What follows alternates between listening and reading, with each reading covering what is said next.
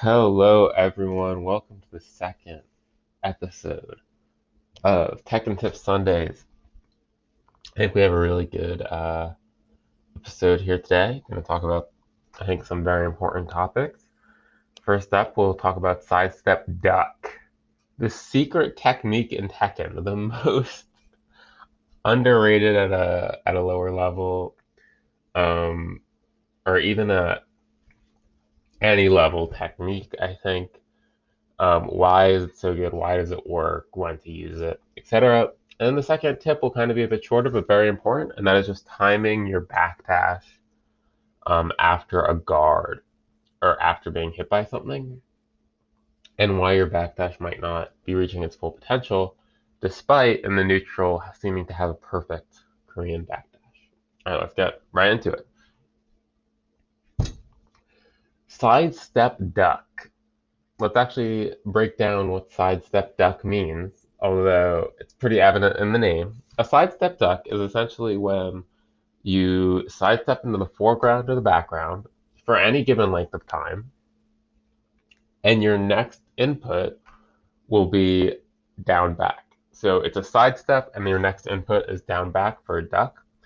Um, the duck can also be held for different varying amounts of time. You might even say sidestep low parry, but we'll get into why that's not quite as powerful and why it's not quite as strong as sidestep duck in many cases. Okay, so why would one want to sidestep duck in different situations? Well, sidestep duck, believe it or not, is often the technique that can option select the most amount of your opponent's options or negate the most amount of your opponent's options in many different scenarios, and we'll go over some examples in a bit.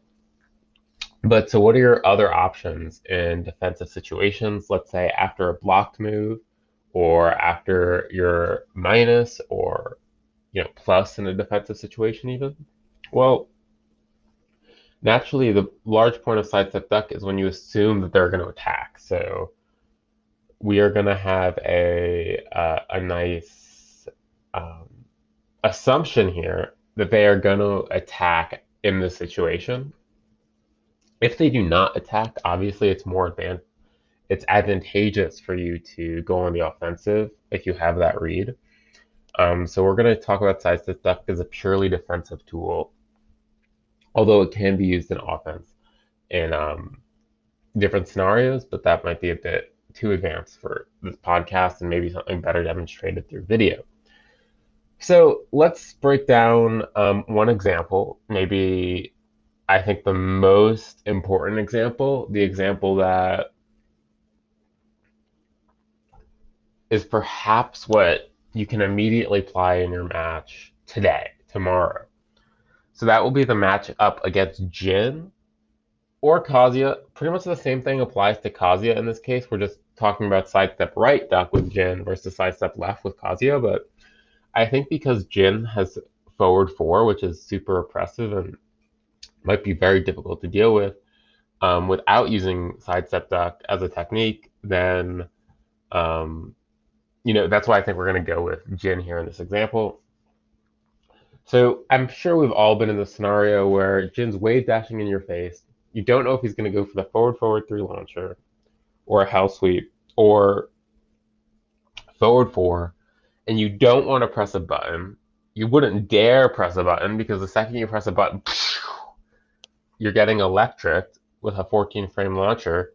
And even if he messes up the execution, or even if they mess up the execution, excuse me, if you press a button, it's a counter hit launcher. So it's very scary to press a button in the scenario. Of course, magic fours, back ones, for these are very good tools. But again, they're really risky because if you eat a counter hit electric, especially on a walled stage, you're pretty much opting for losing that round. Especially if you're, both even on health, that's going to take off 50%, 50 plus percent.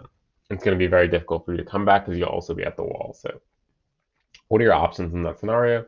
We went over magic four, we went over back one. Very common, strategy will be, oh, it's Jin. I just got to sidestep right, right? I'm gonna do double tap, sidestep right, and maybe I'm even gonna sidewalk if I really feel the hell sweep's coming, right? And it's gonna depend a lot on his timing, or on their timing, excuse me. But I'm gonna pull off the sidestep. I'm gonna option select hell sweep electric, forward forward three, forward four, forward forward two, right? Just with this one sidestep. Well, there's a couple of problems with that actually. Maybe not actually, but just a sidestep is not actually as good in this situation when Jin's wave dashing in your face as a sidestep duck. And the reason is the sidestep by itself, the sidestep slash sidewalk that we're talking about by itself is very, very timing dependent, especially when it comes to the hell sweep, right? Jin's hell sweep, I think, has more tracking than Kazuya's or Devil Jin's. Obviously not Heihachi's, which is homing pretty much. Um, but in general, it has more tracking, and stepping it is a bit more difficult, in my opinion, especially because of the length of the animation and because of the time difference between his hell sweep and the electric. You really have to time your sidestep perfectly not to get clipped by either one of these things. But this is a scenario where sidestep duck comes in. If we're just looking at electric and hell sweep, the timing leniency to maximize your defensive potential in this case is way bigger if you do sidestep duck, a chunky sidestep, quick flash duck, chunky sidestep, quick flash duck. Um, and pretty much the reason for this is because if I do my sidestep, okay, I'm probably almost definitely gonna step the electric. But if he goes for a hell sweep, if I do my sidestep duck correctly, then I actually have a decent amount of frames where the timing of the hell sweep will perfectly match up with my duck. And this might sound crazy because it's like, well, don't you have to know the exact timing of the hell sweep? Well, no. You just have to know the timing of a button, and this will work. If you just know the timing of a button with a pure sidestep, it's really hard to get the sidestep on both the electric and the hell sweep, especially if they're wave dashing in your face really quickly. Because by the time you sidestep, they might have realigned for the hell sweep. And if you're side walking, they might have realigned for the electric. And so what sidestep duck will do is it will greatly reduce the amount of focus on the timing of when you actually perform this defensive technique while still covering the same options, right? And if you block a hell sweep, you're getting pretty much the same amount of damage as if you sidewalk it, bar a couple characters who have the same back turn damage, right? So that's kind of, just the basics of sidestep block for covering these two moves that have different timings but the same sidestep technique. One is high, one is low. Okay, so that's great. But, we talked about forward three, or forward forward three, we talked about forward forward two, and we talked about forward four, right? How am I dealing with these? Well, believe it or not, it's the same exact principle. Forward forward two and forward four are fast enough that they fall in the same window of the electric in terms of when your sidestep right will beat their options, right? So if I sidestep right to sidestep an electric, it'll beat the forward four and the forward forward two if I have the timing right. And that's pretty much because those moves are relatively fast. Now with forward forward three, this is where we're getting a bit tricky, right? Because forward forward three is quite a bit slower, and this is where the distance of your sidestep and the amount that you duck is really going to play into whether or not you're successful with this technique. If you have a read on the forward forward three, not a complete read, but you suspect a forward forward three, you want to do a much chunkier sidestep and a very quick duck because the chunkier sidestep, or the full length sidestep, I should say, will avoid the forward forward three, and the flash duck at the very end is the just in case you went for a hell sweep. And it's not going to work every time, but it is better than just going for the sidestep, the full length sidestep, and maybe still getting clipped by the hell sweep superior tracking. Um, so really, sidestep duck is about uh, eliminating as many of your opponent's options as possible. Note sidestep duck will also beat jabs a lot of the time, depending on how quick your sidestep is, right? If your sidestep's really quick and you get a duck on a jab, you might be able to get a wall standing four punish in there. So what you're going to force the Jin to do is A, you're going to force them to either be, well, I already said A, so less offensive, right? They might say, okay, every time I go in, I'm getting sidestep duck. He's either blocking or stepping my move and I'm getting launched. I need to rethink my game plan. Or B, you're going to force them to start going for either slower moves. So maybe they'll go into Zen 3. That's the homing move out of Zen, right?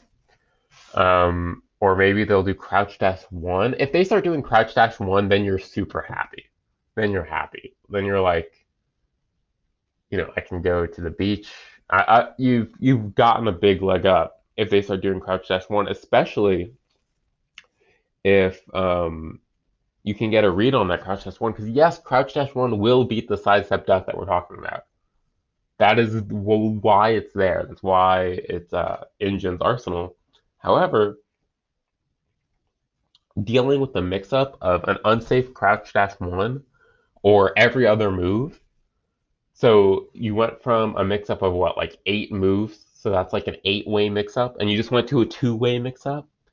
Or maybe he's going to do down 4, just a baby low that you do not care about. I mean, then you're just really happy, and you've simplified your defensive task, and it's going to be quite a lot easier to win the matchup. The same goes for Kazuya with sidestep left duck, very much so. It'll just super duper frustrate the Kazuya. Note, slight caveat: Kazuya recently received in season 4 the Fujin Arakan while standing 1+2, which if the Kazuya is really good, like really good, they'll be able to abuse that to get you to stop doing this technique, especially. But that is pretty much a very high level Kazuya technique, and if you run into it, you know, just take a breath and recognize that, okay, now I have to deal with the Fujinaraken, but, I recognize that a lot of the times he might not go for it because he might be greedy, or they might be greedy, excuse me, and go for a launch or a health sweep, right? So that's Sidestep Duck. Sidestep Duck is also the best option to option select out of strings. Cooney's 1-1. Mix up is not a mix up. You can sidestep right duck. In match, this is not that hard. Let's let's stop the or I don't know who's doing this, but if anyone's doing this, let's stop the idea that sidestep duck techniques are reserved for the best players in the world. I do this all the time. I'm sidestepping, ducking Cooney's 1-1. Well, not all the time because it is kind of hard in match, but I do it. Especially if the Cooney's abusing the string, I'll get the habit down in match. Lee's Hitman's hands can be sidestep. I believe it's sidestep left duck. So it beats all of his options out of Hitman after down 3. So you don't have to worry about the armor move. You don't have to worry about the launcher. The only thing that I think can clip you is like his trash. Oh gosh, I forgot what it was, but it's like the least damaging move he has out of Hitman. Law's DSS. Law's DSS is not an offensive weapon. If you're losing to a Law player who's just destroying you with DSS, DSS, DSS, sidestep left or sidestep right duck beats almost every single option. There's a couple advantages to both. Sidestep left duck, it is easier to step most of the things with sidestep left. However, his 3+4 will clip you. It won't launch you if you are doing it correctly. if you have a chunky enough sidestep, but it will clip you. Whereas sidestep right will cover everything, but it's a bit more difficult. Dragonoff in the Dragonoff matchup, sidestep right duck is amazing. These are not reserved. Go to practice mode and try out sidestep right duck in a lot of defensive situations, and you'll be shocked at how well it works. And when you apply it in a real game, it'll work just as well. You just have to take into account your opponent's timing a bit more. But like when I play a Jin, if I can tell that the Jin is relying on these moves that will be beaten by sidestep duck, I don't even Korean backdash. I don't even backdash out of there. I'm just gonna sidestep duck all day. And after my duck, I'm gonna stand up and sidestep duck. And guess what? It'll work. It works against a lot of Jin players, and you force them to adapt, right? You're not the one who has to adapt. They have to adapt because you're using movement and this defensive technique that a lot of players do not utilize, and you're just crushing them. Steve's extended duck, the blue spark stuff, a lot of situations you can't sidestep right duck it because he'll use it when he's on plus or in an Oki situation. But if it's just in the neutral, do not let the Steve be like, you want to try me? Sidestep right duck. It option selects all of his moves out of extended duck. So, you know, don't be afraid with this. There's just so many applications. I really hope you guys hit practice mode, look into sidestep right duck, especially against the Mishimas. Not so much Heihachi, but especially against Kazuya and Jin. Um, Even Devil Jin, it's just so powerful. Everyone says sidestep left, sidestep left, sidestep left, but sidestep left duck can actually nullify a lot of your opponent's options just as well, but in a slightly more, you know, easy way or a way that has more leeway in terms of timing. All right, the next tip of the day is the tip, maybe the Tekken tip that I did not know about for the longest time. A lot of people say Tekken don't have a tutorial mode. You know, check the YouTube videos, tutorials, and that's true. They're great. They're amazing. A lot of them, especially with Korean Backdash, are very comprehensive. But a lot of them leave out one critical detail. One very important thing that you will not find if you are just practicing backdashing in practice mode.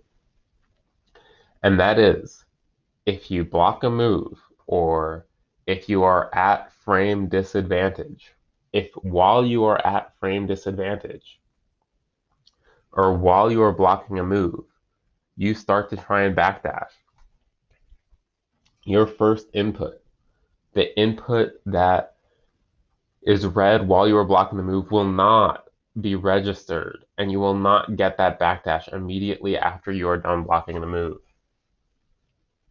Why is this so paramount? This could be unknowingly maybe costing you so many games without realizing it.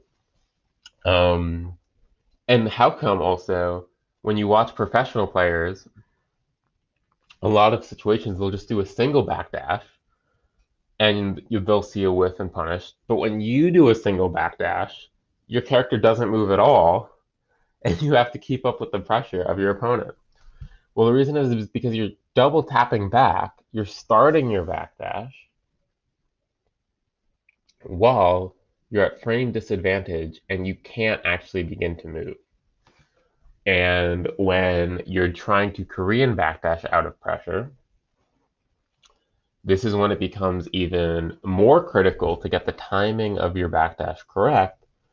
Because if I do double back, if I start my Korean backdash while in the block animation, and then tap down back after recovery, then I'm actually vulnerable to my opponent's mids. Especially if it's like a string or if it's a very fast mid, then you have a frame or two of vulnerability that you could get launched in, right? You can get launched in, you could get down forward one.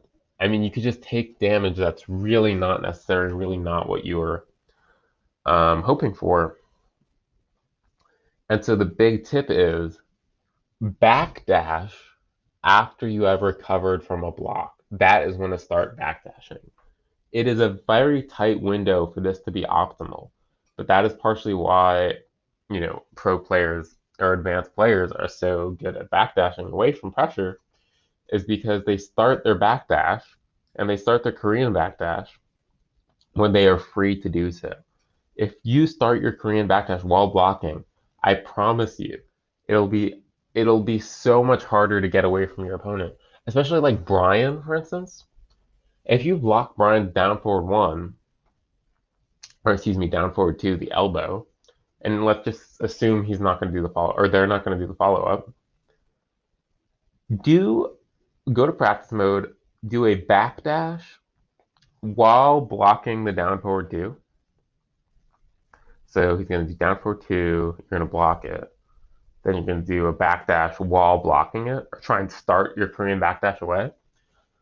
And you're going to notice that one, your character doesn't move quite as fast as you might want. So record a down forward two from mine, and then another down forward two. So you're going to do down forward two elbow, down forward two elbow, okay?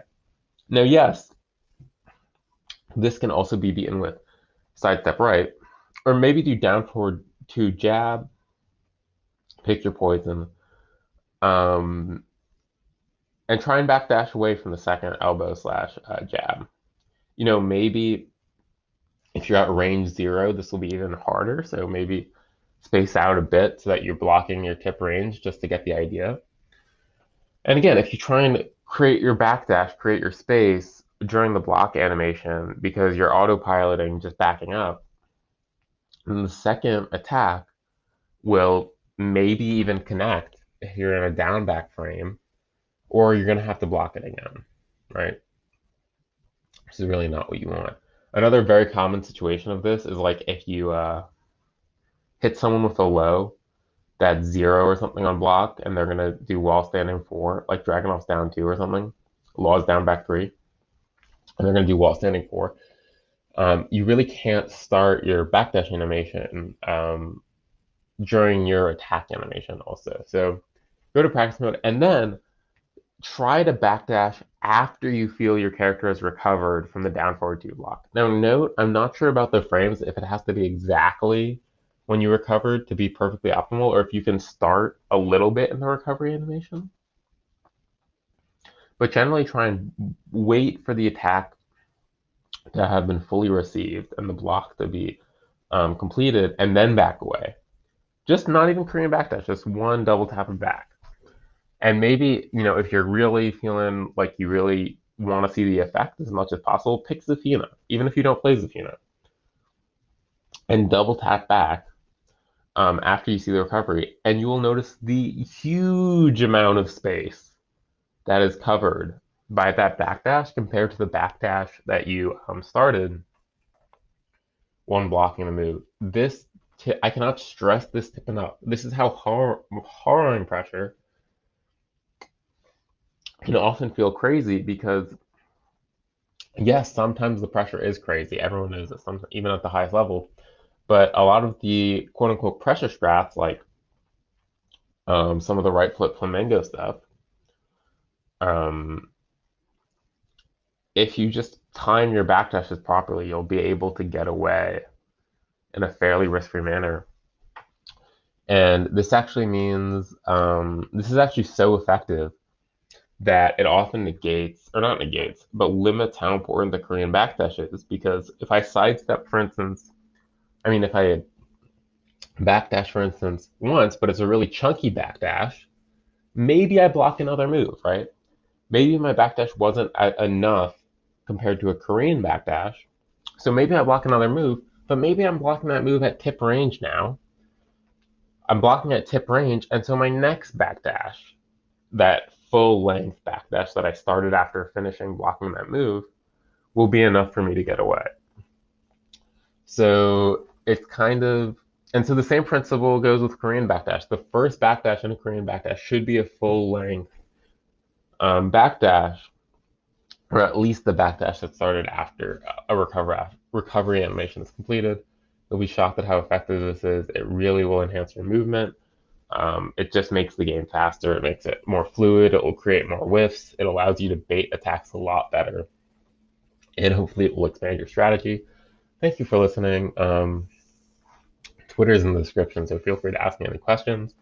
No need to follow. Thank you so much. Have a great day.